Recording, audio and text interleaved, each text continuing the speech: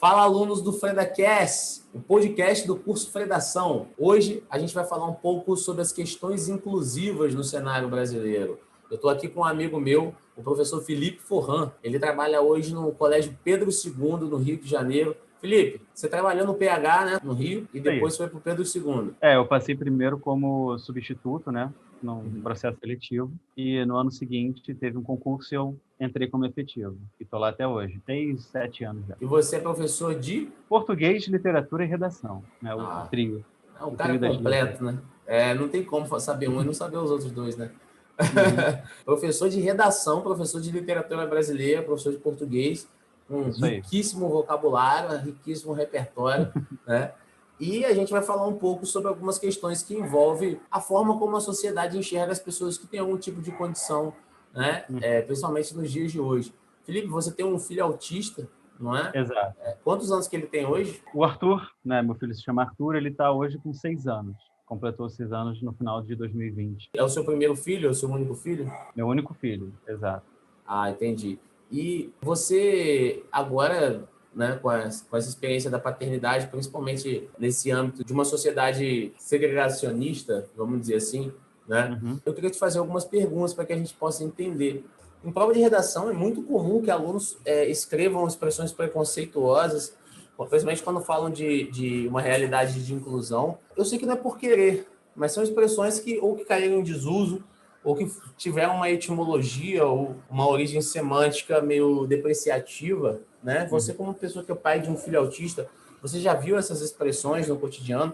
Tem alguma que você compartilharia comigo agora a esse respeito, que você considera assim depreciativa, que você não se sente à vontade quando utilizam, ou para se referir ao seu filho, ou para se referir a pessoas que têm algum tipo de condição em geral? Existem várias expressões, né? Eu, por sorte, acho que as pessoas à minha volta sempre foram muito respeitosas comigo, né? Mas acho que o termo retardado é o mais comum, assim, de se ouvir para pessoas com deficiências que envolvem atrasos de desenvolvimento, né? Como é o caso do autismo. Como eu disse, eu nunca tive essa experiência, mas eu já ouvi relatos de pessoas, sobretudo quando se fala de terceiros, né? Raramente alguém vai ter a coragem de chegar na cara de um pai ou de uma mãe e dizer, o seu filho é retardado, né? Não vai dizer, mas eu ouvo falando, assim, de terceiros, aquele garoto ali esquisito, essa é uma outra palavra, esquisito, estranho, retardado, idiota, né? Maluco, são expressões assim que se usam em relação a pessoas que não têm um comportamento típico, seja ela autista ou portadora de outras síndromes. Normalmente as pessoas não vão chegar para você e falar, mas também, assim, eu vejo que as expressões como retardado, assim, são utilizadas para pessoas que têm síndrome de Down ou para pessoas que têm algum tipo de condição mental em geral. A gente tem que entender que existe a condição de retardo mental, né? É uma condição que existe e que nem sempre será a condição apresentada pelas pessoas que não têm o comportamento típico, né? Como é o caso do próprio autismo. A pessoa autista, ela tem alterações sensoriais, ela tem necessidade de autorregulação, ela tem dificuldade de comunicação e interação, mas nem sempre isso vai querer dizer que ela tem algum grau de retardo mental. Muitas vezes tem, né? Os autistas mais graves geralmente têm algum retardo mental, mas muitas vezes também não. Eu já vi muitas expressões, como professor de redação também, né? Eu vejo muitas expressões que eu considero preconceituosas. Eu fico impressionado como às vezes as pessoas colocam esse tipo na escrita, porque na escrita é um momento que você está completamente racional, então não faria muito sentido você acessar esse tipo de coisa, porque normalmente o preconceito eles correm sem querer, quando a pessoa está no meio de uma conversa com você, mas a pessoa pensar e chegar ao ponto de que pode ser razoável um determinado tipo de expressão é muito louco, né? A escrita ela é organizada, né? Você pensa o que você vai escrever, então você tem a oportunidade de escolher as melhores palavras. E aí acho que é importante falar para quem está querendo escrever uma redação sobre o assunto, o termo mais adequado hoje, o termo oficial para se falar de pessoas que têm alguma questão é o termo pessoa com deficiência. Nem pessoa deficiente. Né? O termo que a gente usa para as pessoas que têm alguma necessidade, que têm algum transtorno, algum problema nesse sentido, é pessoas com deficiência. Pessoas com deficiência. Esse termo, ele encara o fato de que essas pessoas elas têm uma deficiência propriamente dita, né? Uma situação que elas necessitam de algum apoio, algum auxílio, alguma coisa para superar. Né? Entendi. Um auxílio tem algum tipo de peculiaridade, né? Algum tipo de Excelente palavra. né? Já foram usados muitos termos para isso. No próprio Pedro II, a gente tem um núcleo que é o NAPNE, é o Núcleo de Atendimento a Pessoas com Necessidades Específicas. Antes eram necessidades especiais, já se aboliu especiais, passou para específicas, mas oficialmente busca-se usar o termo pessoas com deficiência, e nem pessoas deficientes, porque quando você fala que uma pessoa é deficiente, a expressão dá a entender que ela, como um todo, é problemática, e não é o caso. Uma pessoa com deficiência não é uma pessoa que é completamente inadequada, completamente deficiente. Ela tem alguma peculiaridade, alguma coisa dentro do todo dela que gera alguma dificuldade para ela, né? Sim. Então, o termo pessoas com deficiência é o termo oficial. Então, Ah, numa redação talvez não, certamente o melhor termo para se usar em se referindo a essas pessoas que têm alguma necessidade de inclusão ou de acessibilidade é de pessoas com deficiência. perfeito, perfeito. É porque você vê que eu já, a gente que está acostumado a corrigir redação de aluno, você está acostumado a ler os maiores absurdos, né? Mas a gente sabe que, mesmo para quem tenta medir as palavras, não somente medir, mas tratar com justiça as pessoas da maneira Sim. como elas devem ser tratadas, a gente passa por um momento de ignorância também, né? Muitas pessoas não entendem sobre. Até porque eu já andei lendo bastante sobre o assunto, né? E você não encontra tantos estudos aqui na sociedade que a gente vive aqui no Brasil. Quando eu fui observar alguns dados feitos por um Centro de Controle de Prevenção e Doenças nos Estados Unidos, eles chamam Disease, né? Control and Prevention.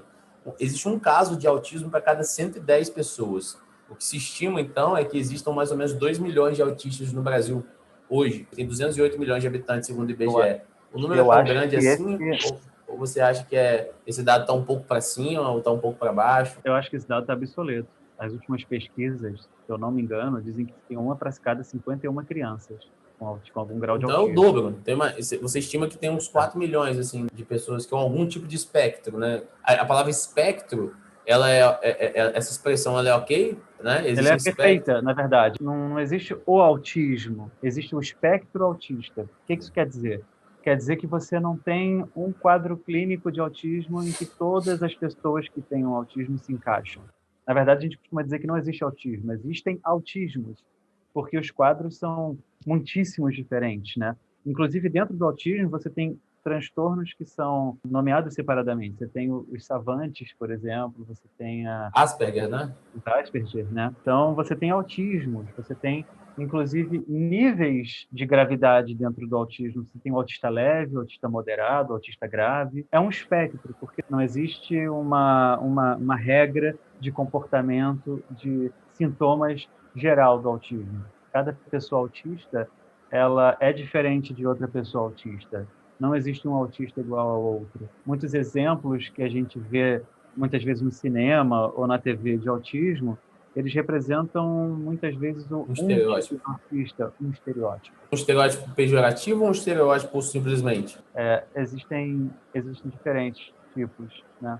Eu acho que nunca vi o autista ser tratado com um completo desrespeito, mas existe um estereótipo do autista muito retratado, que é do autista gênio, Ah, aquela pessoa que tem um grau de autismo e que tem alguma habilidade assim fenomenal além do autismo. Eu acho que o exemplo mais atual disso é aquele ah. seriado The Good Doctor, não sei se você já viu, Não. que é de um rapaz autista, se eu não me engano, ele é definido como savante, que savante é um grau dentro do espectro autista de pessoas que têm alguma habilidade excepcional. Então, dentro dessa série, você tem esse rapaz autista que é um médico assim fenomenal. Ele tem dificuldade de interação com as pessoas, ele tem as estereotipias, né, das pessoas autistas.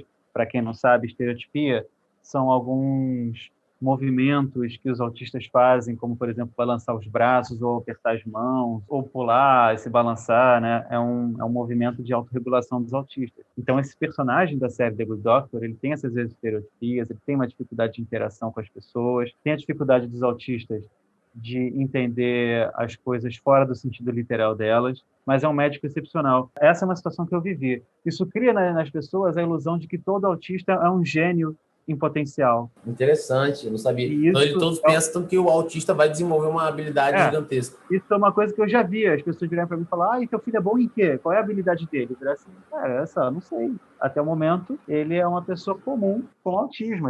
Ele não é genial em nada, assim. sabe? Tem 6 anos de idade também, né? Tem 6 anos de idade. É muito Mas novo. as pessoas, em vista disso, têm essa ilusão de que, pô, o autista, ele é um exímio contador, o cara consegue, como, por exemplo, aquele filme antigo, Rayman, né, que o Jogando cara... na banca?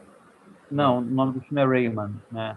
Rain Man, o nome do filme, Agora já galera. temos The Good Doctor, a galera tá usando muito seriado em redação, né? Então você citar Exato. filmes é É. interessante. O Rayman, ele é um personagem que tem uma memória fotográfica, ele não esquece nada que ele vivencia e vive, e ele é excelente com números, ele faz cálculos imediatamente. E como o autista, muitas vezes, ele tem maior facilidade com essa questão lógica, né? Eles acham que todo autista é um exímio Matemático. matemático. Isso é uma imensa inverdade. Então, assim, tem-se essa ilusão do autista como uma pessoa que tem alguma exime habilidade ali em potencial. Isso não é verdade, isso é um mito do autismo. Entendi. Existem esses que são os que interessam aos seriados, né? Qual é o interesse de um seriado sobre um autista de um autista grave que não consegue nem se alimentar sem ajuda, entendeu? A questão da representação, né? Você não. Exato. A crise de Aí, representação das aí eu vou minorias. dar, exatamente, e para isso eu vou dar já mais uma referência, que é o seriado The Umbrella Academy. Não sei se você já assistiu. The Umbrella Academy não tem uns heróis? Tipo uns heróis, assim? Exato.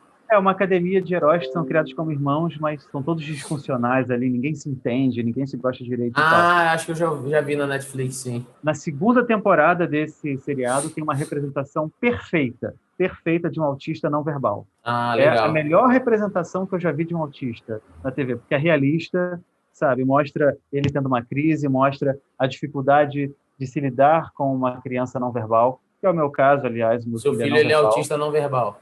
Ele é autista não verbal. E esse seriado ele dá uma visão muito interessante, muito importante para a representatividade dos autistas que não seguem esse estereótipo idealizado pelo cinema. A romantização de uma condição, Exato, né? bem Existe uma... colocado. É uma romantização, uma tentativa talvez de compensação, porque lidar com autismo é difícil. Eu falo isso sem nenhum romantismo. Não é fácil. Uma criança autista dá 5 vezes mais trabalho do que uma criança típica. Então você acaba buscando nessa romantização uma compensação para essa dificuldade. Olha, seu filho é autista, mas ele vai ser um excelente médico, ele vai ser um excelente músico, ele vai ser... Não é assim. A realidade é muito diferente. Esses que têm essas habilidades, né, esses savantes, eles são 1% ali. Não sei qual é a percentagem, mas eles são um caso muito pequeno dentro de todo o espectro. Deixa eu te fazer uma outra pergunta. O que é um autista não verbal especificamente? Autista não verbal é o autista que não consegue fazer isso que nós estamos fazendo, falar verbalmente. Eles não se comunicam verbalmente, não conseguem emitir palavras. Eles podem emitir som, como é o caso do meu filho. Vou dar o exemplo do meu filho, que é a minha experiência mais próxima com autismo não verbal. Ele fala pra caramba, ele fala o tempo todo, o dia inteiro, mas ele não diz uma palavra. Ele fala, sabe, Vocalizações. vocalizações, sabe, o tempo todo, mas não emite uma palavra sequer. Ele não falou nunca uma palavra sequer, embora vocalize o tempo todo. Ele está na escola? Ele está na escola e no momento não está por conta da pandemia, né? E das especificidades dele, acabou que ele não foi à escola o ano passado, mas ele está matriculado na escola. Ninguém deveria ir na escola no ano passado, né? Pois é, para ele é um pouco mais difícil, porque ele não tem paciência com vídeo, né? Então a escola até quis fazer videochamada, mas como ele não fala, né? Ele acaba ficando impaciente e tal. Ah, sim, claro. E aí é importante, né, deixar claro que a não verbalização não é o sinônimo de não comunicação. Porque, por exemplo, o Arthur, ele entende absolutamente tudo que você fala com ele. Qualquer ordem que eu dê para ele, ele atende na hora. Arthur, fecha a porta. Ele vai lá e fecha. Bota a cadeira ali do outro lado, tira a mão da boca. Ele entende e atende todos os Perfeição. comandos. Ele é carinhoso com você? Muito apegado? Muito carinho, muito carinho. Ele é uma criança extremamente carinhosa. A gente tem esse outro estereótipo, né? É o do autista indiferente. Inclusive, eu vou usar uma palavra que numa redação, em se falando de autismo, tem que tomar muito cuidado, porque existe um preconceito, inclusive perpetuado em obras sobre autismo, que dizem que o autista ele não tem a capacidade de ser empático com o outro. O autista não tem empatia, né? Ele não consegue se colocar no lugar do outro. Porque o autista é uma pessoa com muita dificuldade de interação. Ele não consegue chegar perto do outro com a facilidade que nós conseguimos. O meu filho, por exemplo, o Arthur, ele não sabe brincar com outras crianças. Ele adora outras crianças. Ele vê crianças brincando, ele chega junto. Mas ele não sabe como interagir. Então, se as crianças estão jogando bola, ele começa a correr entre as crianças, pega a bola com a mão, Ele não consegue interagir fazendo o mesmo jogo que as outras crianças. Se elas estão correndo, brincando de pique-pega, por exemplo, ele se mete entre elas e começa a fazer uma brincadeira própria dentro do que elas estão fazendo ali. No entanto, é uma criança que não pode ver uma pessoa chorando, que começa a chorar também, que quer estar junto, que gosta da casa cheia, que abraça, que beija, sabe? Que quer as pessoas juntas. Se alguém se afasta, ele vai buscar de volta. Eu estou dando um exemplo pessoal, que é uma questão que, sobretudo os autistas leves, os autistas que têm maior capacidade de comunicação, eles tentam deixar muito claro, né? O autista não é faltoso de empatia, porque ele tem uma dificuldade muito maior de interagir com as pessoas, às vezes de não saber, às vezes de não ter jeito para lidar com as pessoas, e às vezes acabam se afastando, ou as tentativas deles de se aproximar são mal sucedidas, ou são consideradas estranhas pelas outras pessoas. É aquilo, ele não sabe o que fazer, ele vai lá e bate na pessoa para chamar atenção. Não é que ele queira Entendi. agredir a pessoa. Estou dando um exemplo bem Claro. bobo. Não é que ele queira agredir, ele está querendo que a pessoa olhe para ele, e ele não sabe como fazer isso. Essa é uma questão muito importante de se pensar. O autista não é uma pessoa sem empatia, de forma alguma. Ele é Mas uma ele tem pessoa. com dificuldades de interagir com o próximo da maneira adequada. Isso causa estranhamento e muitas vezes a sensação de faltar empatia. Mas esse não é o caso. Quando eu estava lendo um pouco sobre, né? Até sobre os primeiros escritos lá para o ano de 1943, 1944, do próprio Hans Asperger, né? Não sei falar inglês ou em alemão, Asperger.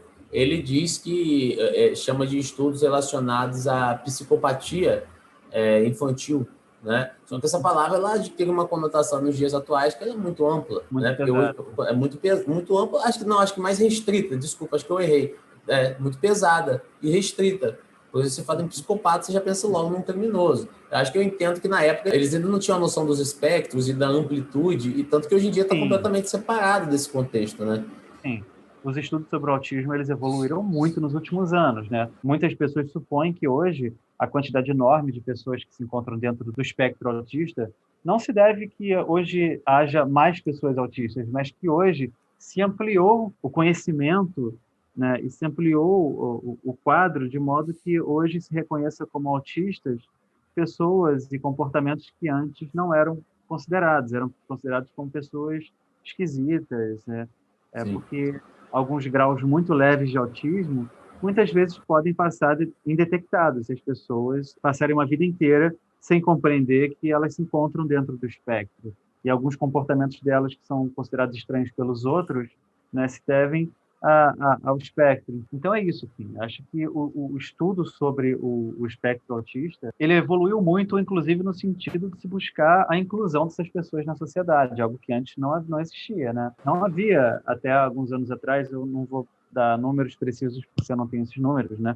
Mas vamos colocar em um século atrás, assim. Não tinha nada sobre, né? Eu não encontrei nada datado do início do século XX, pra você ter ideia. Sim, as pessoas autistas eram consideradas os estranhos, muitas vezes eram abandonados, mandados para hospícios, hospitais psiquiátricos, né? Porque as Ah, pessoas não tinham conhecimento, não sabiam o que fazer com pessoas com aqueles comportamentos, né? certeza, com certeza. E, Uma pergunta, mas pode você completa o que você queira falar, por favor. eu ia Porque falar, eu vi como eu que disse me antes, é bateu. muito difícil você cuidar de uma pessoa autista, né? Hoje nós temos toda uma série de conhecimentos de pessoas buscando ampliar esses conhecimentos, esses estudos. Você hoje tem mais direitos, né? Você tem mais acessibilidade para pessoas com autismo. Imagina um século atrás, quando não se tinha uma pessoa com um filho autista se via sozinha, tendo que lidar com aquela situação, né? Então a gente, de certa forma, tem muito para caminhar ainda, mas pode-se dizer que o nosso conhecimento sobre isso hoje também já... Já evoluiu legal. Uma dúvida que me bateu aqui é o seguinte: como que funciona a questão da escola dele? É uma escola para pessoas com necessidades específicas ou é uma escola de educação mista? Como que é a escola dele? É uma escola do Rio de Janeiro, normal, assim como as outras? Essa questão traz discussões importantes e até mesmo polêmicas. Bem, resumindo, o Arthur, ele é judeu, a mãe dele é judia, eu não sou. E ele foi matriculado numa escola judaica. A escola aceitou o Arthur e o Arthur é bem recebido na escola dele e tal, mas não é uma escola que tenha um plano de inclusão prévio. É uma escola tradicional, aceitou a matrícula do Arthur e é importante destacar que existe um novo PNE sei se você chegou a verificar isso.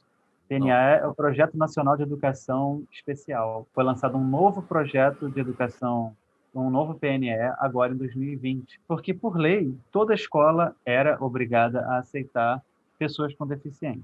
Então, se uma pessoa com deficiência visual, auditiva, com autismo, com dificuldade de locomoção, as escolas não podiam negar a matrícula das pessoas com deficiência. E isso é uma luta histórica, uma luta de muito tempo, né, para que as pessoas com deficiência não fossem colocadas em espaços separados, porque quando você coloca as pessoas em espaços separados, você não promove a inclusão. Se você cria escolas exclusivas para autistas, escolas exclusivas para pessoas com deficiência visual, com deficiência auditiva, você não está preparando aquela pessoa para o mundo, assim como você não está preparando o mundo para aquela pessoa, né? Legal. Você gera um apagamento das pessoas com deficiência do mundo real. E você não prepara as pessoas para saber lidar com aquilo, para não ter preconceito com aquilo.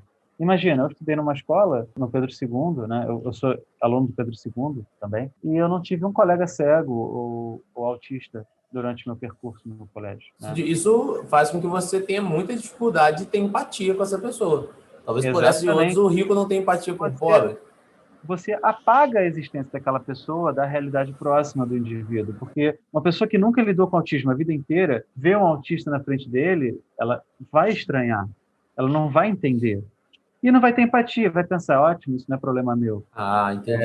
Você acredita que Então, uma assim, proposta de intervenção sobre esse tópico, então, envolveria que as crianças que possuem algum tipo de necessidade específica estudassem em escolas regulares com algum tipo de acompanhamento auxiliar? Esse seria o ideal. eu acho que sim. Eu acho que isso é fundamental. Isso é absolutamente necessário. Não diria nem um acompanhamento auxiliar, não. Eu diria que as escolas, as faculdades, as universidades, os professores precisam incluir isso no seu currículo. As universidades que Opa, preparam genial. professores deviam incluir no currículo dela tratamentos para pessoas com deficiências, né, para que os professores soubessem lidar com isso. Eu já tive, hoje no Pedro II, eu já tive aluno cego, tive aluno com deficiência auditiva, tive aluno autista, e cada aluno desse que chegou para mim foi um desafio novo. E muitas vezes eu confesso que eu não tive o conhecimento nem as condições necessárias para oferecer o melhor para esse aluno. Precisa de um professor que saiba lidar com isso e de uma escola que tenha infraestrutura para isso. Então, você Entendeu? acredita que na licenciatura deveria estar presente não só uma disciplina, mas outras disciplinas que nos ensinassem a não só a Sim, lidar, mas até a empatia e a forma adequada de entender. sim, eu acho que sim. Eu acho que essa é uma realidade que tem que ser pensada, porque as pessoas com deficiências, elas existem e elas precisam ser incluídas em sociedade. E não são poucas, entende? Então, é preciso sim que as universidades pensem nisso na hora de preparar os professores e é preciso também de um projeto político-pedagógico da educação que ofereça a infraestrutura para que as escolas possam incluir esses alunos. Porque o que muitas vezes acontece é que a escola se diz inclusiva, mas tem uma salinha ali onde às vezes coloca uma criança, né, com alguma questão, e essas crianças elas precisam estar na sala de aula com alunos típicos, né, ou Sim. sem nenhuma deficiência. E por que isso? Por essa questão que eu te falei, para que a sociedade inclua essas pessoas, conheça essas pessoas e saiba lidar com elas normalmente. Isso é fácil? Não é. Colocar uma pessoa dessa numa sala de aula, na atual realidade da educação, gera mais problemas do que solução. Mas justamente porque há problemas aí, é que a gente precisa debatê-los em Mas será que formular na prática vai soluções. gerar tanto mais problema mesmo? Porque talvez não Cara, seja tanto problema assim também, eu vou né? dizer que a educação hoje não está preparada para receber esses alunos. Não, com certeza. Eu estou falando que se, assim, Então, se talvez a gente experimentasse isso um pouco mais, não houvesse essa segregação tão profunda, talvez as pessoas começassem a adquirir um pouco dessa cultura de inclusão, até por parte da empatia das outras pessoas, né? Como uma espécie de aí, cultura. aí eu vou trazer o contra-argumento. O contra-argumento que... Aí eu vou entrar nesse assunto. Lembra que eu falei que um novo PNE apareceu aí, que é o Projeto Nacional de Educação? Então, o Bolsonaro falou que, eu não sei exatamente o termo que ele usou, se foi criança com deficiência ou com algum atraso, não pode ficar numa sala de aula com outras crianças normais, né? A gente costuma chamar típicas, né? O termo correto para chamar as pessoas que têm o desenvolvimento dito normal, é pessoas com desenvolvimento típico. Inclusive, Não é o termo poderia. para usar em redação. O nosso presidente disse Legal. que essas pessoas com deficiência tendem a atrapalhar o estudo das pessoas típicas, né? Então, numa turma de alunos bons, tendem a jogar a turma para baixo, a diminuir o nível, porque as pessoas têm que atrasar o estudo delas para acompanhar a pessoa com deficiência, que é um argumento. De quem nunca esteve numa sala de aula. Pois é, de alguém que nunca Possivelmente. esteve numa sala de aula, e um argumento, primeiro, complicado, porque vem de uma figura de autoridade, sabe? E que não é a primeira vez que se escuta. Mas É nas um argumento. propostas de intervenção, as pessoas que não têm conhecimento, elas propõem muito, na verdade, a miúde, elas costumam propor que sejam criadas escolas especiais. É justamente por É. falta de E o conhecer a novo, o questão, às vezes não novo. de maldade, mas assim, não querendo, eu não gosto de fazer, eu tento não fazer o discurso político na minha redação, entendeu? Uhum, Mas vamos dizer que ali o presidente tenha falado de uma maneira, quando você ignora algo, portanto, você está alheio a isso, portanto, ele é alienado quanto à questão, né? Portanto, ele sim. ignora.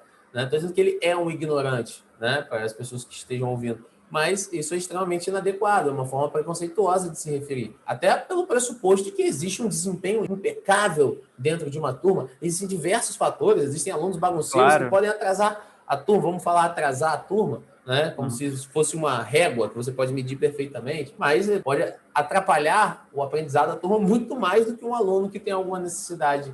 Então, Com certeza. imagino que Com isso deva entrar certeza. de uma maneira para você extremamente angustiante ou insatisfatória, né? Demais, demais. E isso é corroborado pelo novo PNE, porque esse documento, ele tira aquela obrigação das escolas de integrar os alunos com deficiência nas turmas regulares, instituindo que agora o aluno ele pode escolher se ele quer ser matriculado numa escola regular, se ele quer uma escola especial, entendeu? Uma escola inclusiva. Fica a critério dele escolher o tipo de educação que ele vai ter. Eu não li o PNE, mas os comentários que eu vi é um projeto ler, né? Ainda não tive tempo de fazê-lo, mas os Claro. comentários que eu vi é que o que na verdade acontece é que as escolas elas têm a opção agora de não aceitar o tipo de aluno. Então você acaba retrocedendo com uma conquista de inclusão, Está né? legitimando uma segregação, né? Além do fato de que Exatamente. você, por exemplo, você é um professor bem-sucedido, mas acho que para as pessoas que são pobres isso é um peso muito maior também, né? Porque aí Exato. entra no âmbito da É. única opção, de a única opção ser a escola pública, né? Exato. É uma questão muito importante. Infelizmente, também, na questão da inclusão, o poder aquisitivo, ele faz a diferença. Porque existe um terceiro tipo de escola que eu não falei, tem a escola normal, a escola tradicional, você tem a escola exclusivamente inclusiva, é um termo engraçado, né? Né? Excludentemente inclusiva, quase que. É a escola que aceita alunos especificamente com alguma questão, né? Como, por exemplo, o Instituto Benjamin Constant, que é para alunos com deficiência visual e tal, Ah, né? sim. E você tem as escolas que têm um projeto de inclusão, as escolas que já têm o projeto de inclusão, ainda sendo uma escola típica, uma escola normal. A pessoa que não tem o poder aquisitivo, ele não vai poder fazer essa escolha, porque as escolas que têm projetos de inclusão são São caríssimas, particulares. particulares, e caríssimas, e Ah, caríssimas. entendi. E é Entendeu? fora da realidade, tanto da classe média como da. Exatamente. Exatamente. E as escolas públicas, a gente volta àquele problema. As escolas públicas, Fred, elas não têm a infraestrutura para receber esses alunos, Não né? tem nem estrutura para receber os alunos típicos direito. Pois é. Então, Então, novamente, a gente cai caramba. nessa exclusão aí. A impressão que eu tenho como professor de redação é que sempre que a gente tem que falar de propostas de intervenção ou argumentos, e parece um pouco repetitivo. Sempre cai em cima do pobre, cai em cima da questão de desigualdade social. Parece que Uhum. tudo, quase tudo no Brasil vai girar um pouco em torno da questão da desigualdade. Mas não tem como deixar de falar isso, porque isso é uma questão que nem pesa em cima de você. Você é professor do Pedro II, né? Então, assim, não é uma questão que pesa nem em cima de você, nem em cima de mim, mas não tem como deixar de falar, né? Sim. Sobre a questão da intervenção, da proposta de intervenção, de solução, entende-se que existem poucos profissionais aptos, né, a enfrentar essa questão, a lidar com essa questão, mas Não só poucos profissionais, mas poucas instituições preparadas com a infraestrutura adequada para lidar com isso. a questão infraestrutural no Brasil é fortíssima, né? Você vai do turismo até a educação com problemas infraestruturais. Exatamente.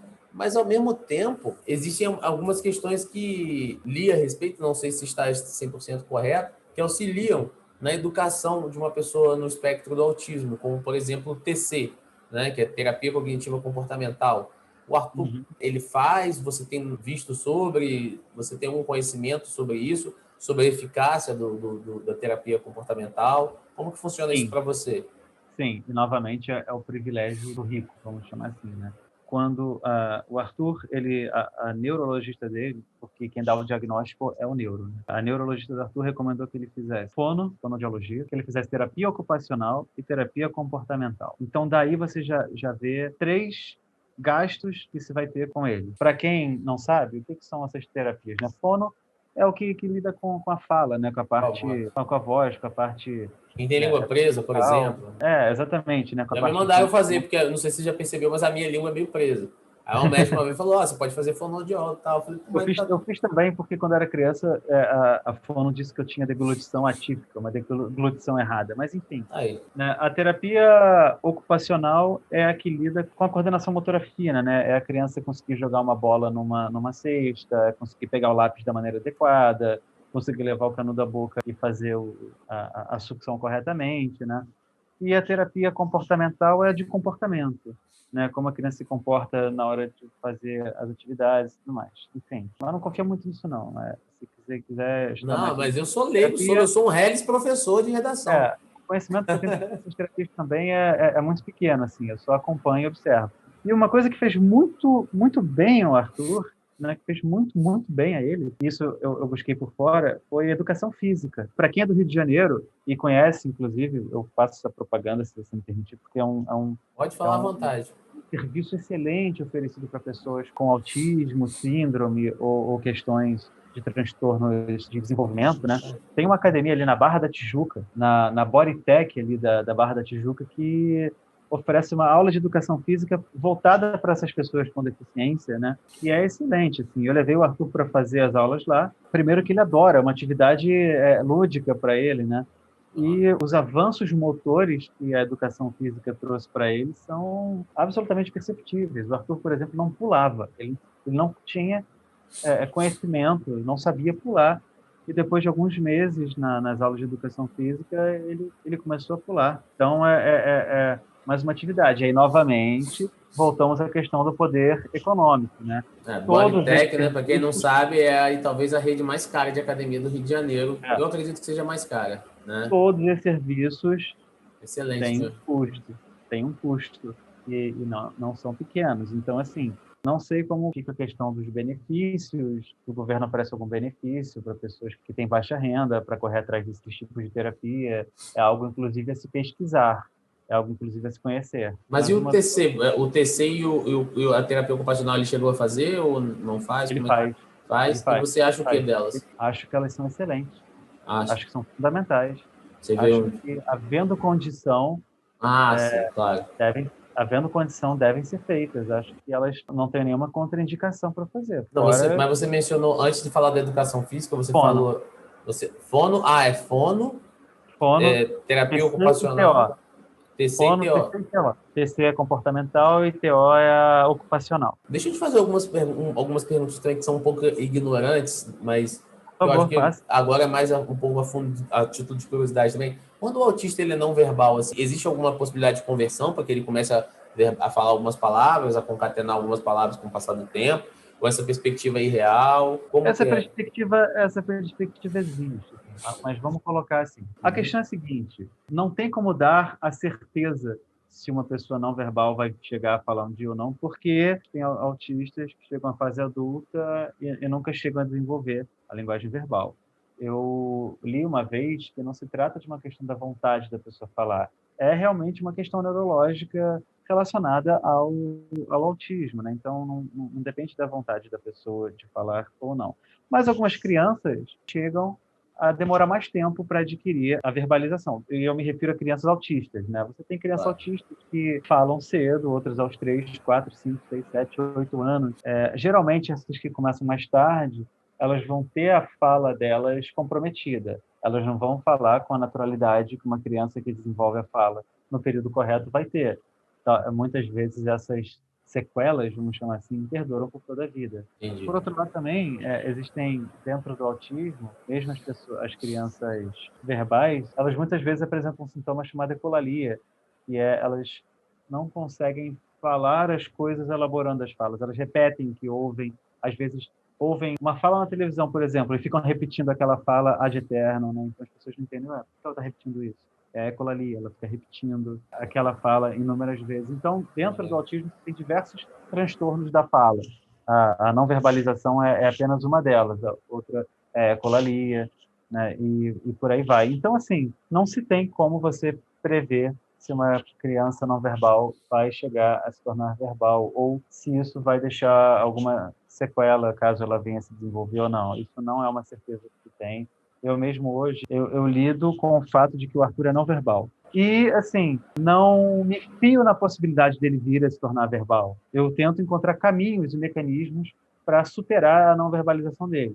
Alguns exemplos a gente tem um conjunto de códigos particulares que a gente usa. Sinais, Esses assim. sinais, códigos assim, manuais, né, gestuais. Yes. Aí, amadoramente, fui pesquisando alguns gestos de Libras para ensinar ele, por exemplo, eu ensinei ele a se referir a mamãe e papai. Eu não, eu Legal. não falo Libras. Aliás, esse é um projeto que eu tenho, mas eu não falo Libras. Mas eu pesquisei alguns sinais de Libras esporádicos, então eu ensinei para ele. Quando ele quer falar comigo, alguma coisa, quando ele quer me chamar e tem alguém perto, ele faz o sinal lá, ele faz o gesto de papai para Que legal, cara. ser sinal.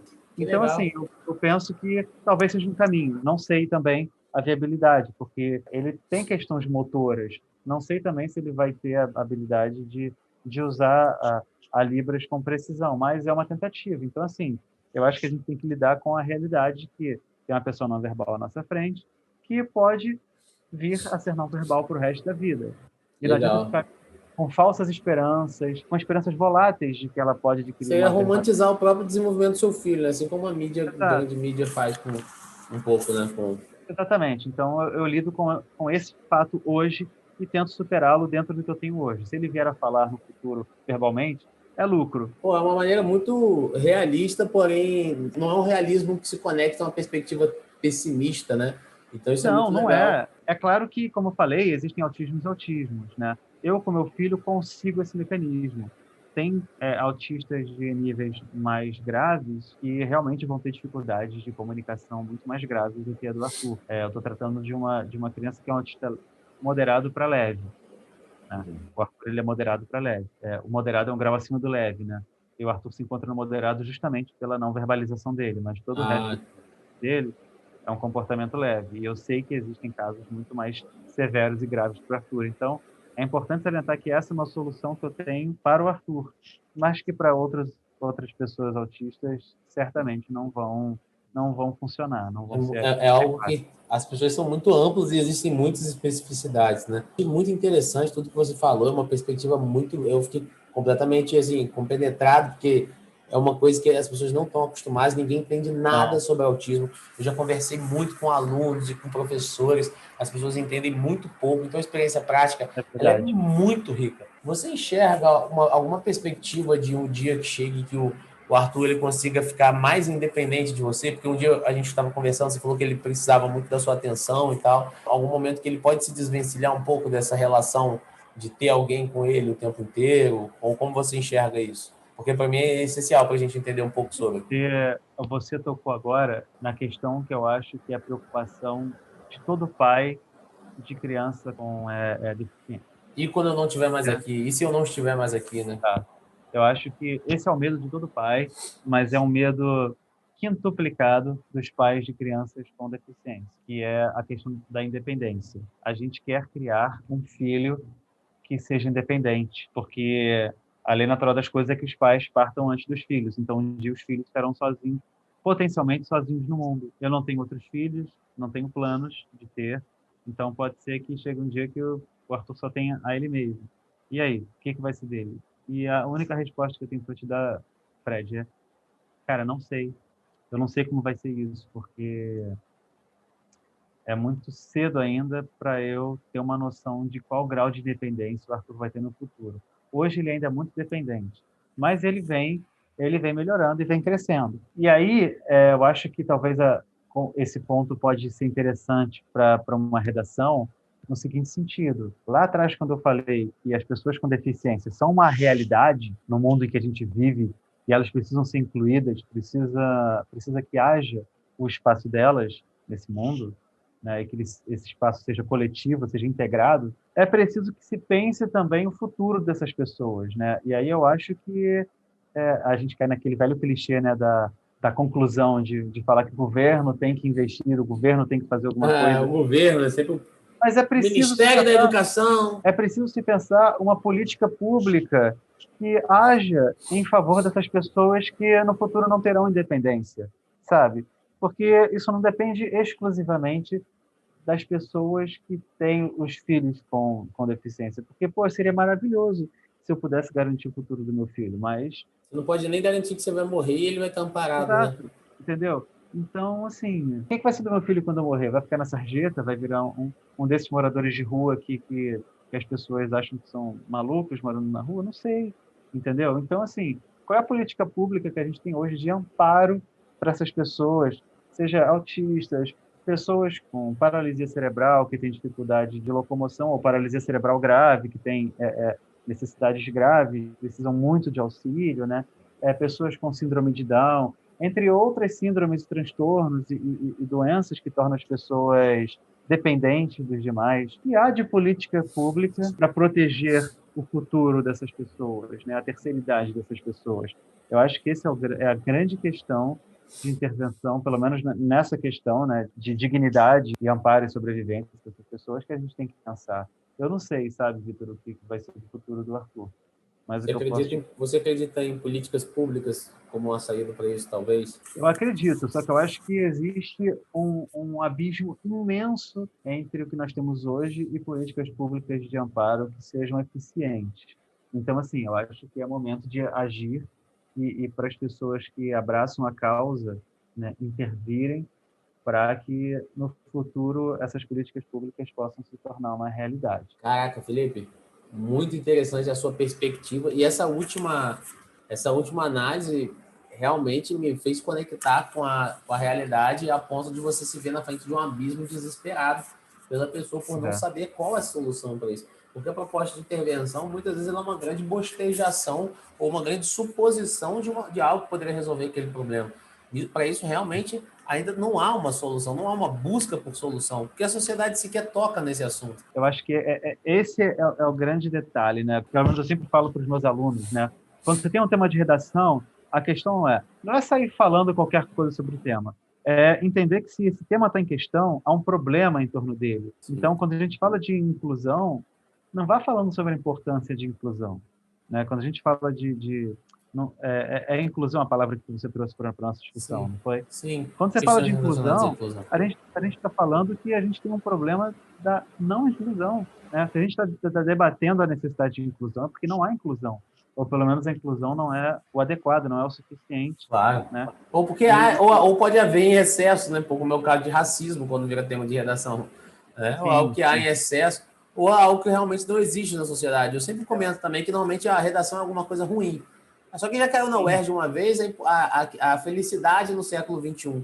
Mas a felicidade virou tema porque as pessoas não são felizes. Então eu fiquei escasso Isso é também. ótimo, né? A melhor maneira de conduzir isso não é debater filosoficamente a felicidade, é você debater realisticamente o quão as pessoas têm ilusões de felicidade, o quanto elas são infelizes, né? E que nos refere à inclusão é isso, assim, eu acho que você tem que partir do princípio de que há um problema de inclusão, né? Há um problema de inclusão que se dá por diversos preconceitos, por uma história de exclusão mesmo, essa enorme dificuldade de integração das pessoas com deficiência na vida pública, na vida cotidiana, seja nas escolas, seja nos empregos, em diversos espaços, né? Enfim, para que a gente possa chegar no final e compreender que é preciso mudar esse pensamento e que as políticas públicas elas são necessárias para isso, porque por Constituição todos têm os mesmos direitos, inquestionavelmente, sem qualquer tipo de julgamento ou preconceito. Então, as pessoas com deficiência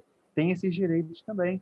Só que, na prática, você não tem políticas públicas suficientes para sanar com todas as necessidades. Infelizmente, a cultura vem antes da lei, né? E a cultura de exclusão ela é muito anterior a Constituição de 88, por exemplo, que os alunos adoram usar na redação, né? Tem até uma Exato. frase do Maquiavel que é: mesmo as leis mais bem ordenadas são impotentes diante dos costumes.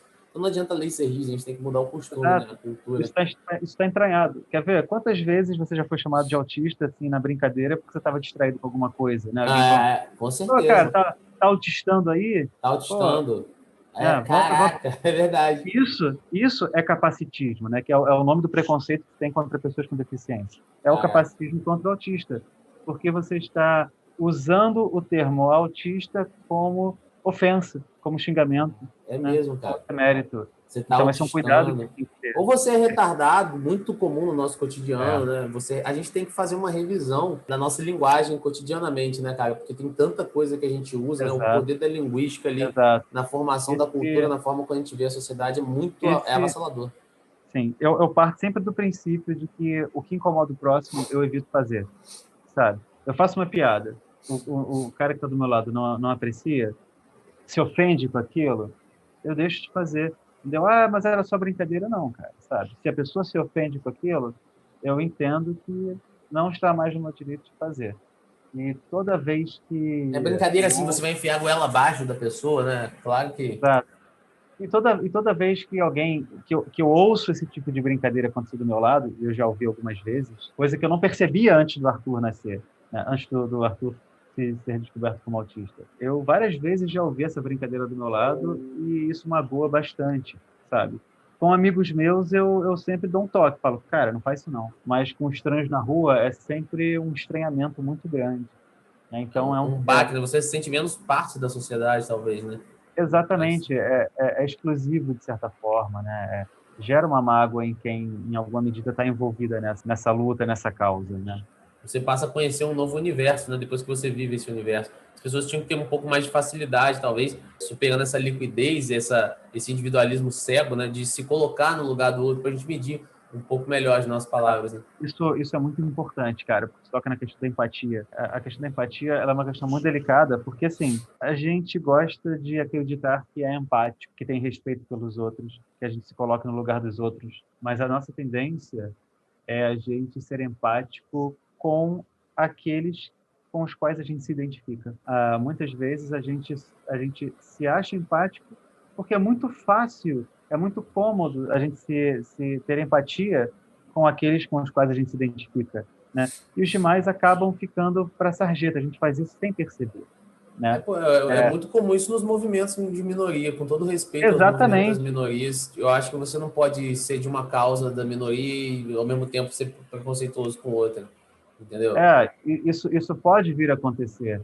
Enfim, existem muitas razões por trás disso tudo, né? Acho que se a gente fosse falar disso agora, a gente ia virar a Claro. noite falando A disso. empatia tem que ser Mas um hipercientista, né? Tem que ser o Ferdinand de Saussure aqui. exato. Mas você vê que quase que a totalidade de quem luta por uma causa é quem vive aquela causa, né? Porque é justamente quem é empático com aquela causa, né? Os outros podem até ter alguma admiração por aquela causa, mas Parece que essa chance da empatia parece que ela é talvez a essência humana, ou não sei se é uma essência, mas a cultura humana que mais sofre depreciação nesse processo de individualismo, de liquidez, pois é, de culto ao ego, de redes sociais, de competição, né? A realidade que a gente exato. vive, você tem que estar acima do outro na empresa, então você não consegue enxergar o sofrimento do outro, você só consegue enxergar que você tem que derrubá-lo, né? Estar por cima daquela pessoa.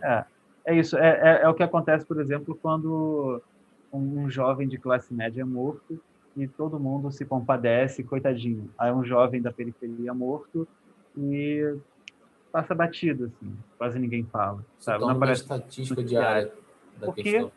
Porque a classe média não é empática com esse jovem de periferia que morreu, mas é empática com o jovem de classe média que morreu. Claro. Faz parada, sabe? Faz passeata. Volta, faz passeata, né? Porque ela se identifica, porque aquela pessoa morta de classe média podia ser ela ou o filho dela. O pobre Ah, não, o negro pobre, marginalizado não.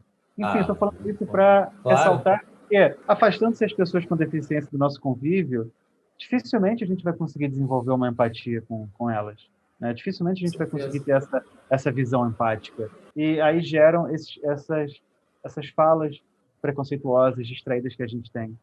Né? Cara, Então, impressionante. Não, realmente, e essa questão do vocabulário, a importância de revisar isso, né? Tem muita gente que se opõe ao politicamente correto, né? Você me conhece muito bem, sabe que eu sou a pessoa que mais adora falar besteira no planeta. Mas eu acho que a gente tem que medir nossas palavras. Acho que você pode falar besteiras que não vão ferir ninguém. Acho que você pode falar besteiras, você pode falar absurdos, desde que aquilo não fira ou não coloque ninguém numa condição de se sentir mal, infeliz. Né? E existe muito espaço para isso. Essa versão que existe ao politicamente correto, ao respeito, à empatia, você encontra isso até nas mínimas questões, na gordofobia, que também é tema de redação. Cara, as pessoas são incapazes de sentir a dor do outro. Então elas acabam por atravessar as outras pessoas com um jeito de falar extremamente ofensivo, excludente. E essas pessoas também se sentem solitárias. Então vira uma sociedade de bolhas dentro de cada problema, na qual ninguém se identifica com o problema um do outro. Por isso que eu aprendi tanto ouvindo você falar sobre isso, que realmente você para para medir. Eu não parava para pensar, mas acho que eu ouvi até recentemente. Você está autistando aí, né? A expressão retardado, eu ouço diariamente. Né? É uma outra expressão capacitista. Impressionantemente repetida. E no cenário carioca, na cultura carioca que a gente vive, extremamente repetida. Eles têm vocabulários próprios que repetem a exaustão, né? Sim. E essa é uma delas, né? A importância de abolir isso, porque isso cria uma cultura muito mais coerente, mais racional de como a gente tem que tratar o outro. E não uma certa assim, vamos existir de qualquer jeito. Com certeza. Realmente é algo muito forte. Felipe, pô, cara, eu tenho que te agradecer pra caramba, viu? Porque entender um pouco dessa realidade é evoluir um pouco, é crescer um pouco como ser humano e ver como que a gente é um ser humano, às vezes, de merda, né? Por causa de... E a gente não se toca disso. E a gente precisa assumir a responsabilidade. Precisa, mas eu não sabia. Você precisa chamar a responsabilidade e chamar a empatia para dentro de você, para você aprender a ter, né? E realmente eu te agradeço muito, né? Eu que tenho que agradecer aí, cara, o teu convite para poder falar desses assuntos, que são assuntos muito ricos, importantes para mim, e acho que são importantes também para os outros, para que nós, como sociedade, consigamos crescer juntos. Então, cara, eu tenho a agradecer aí a você pelo convite, foi um prazer enorme conversar com você. E te rever também, cara. Foi muito tempo. Depois desse tempo, cara.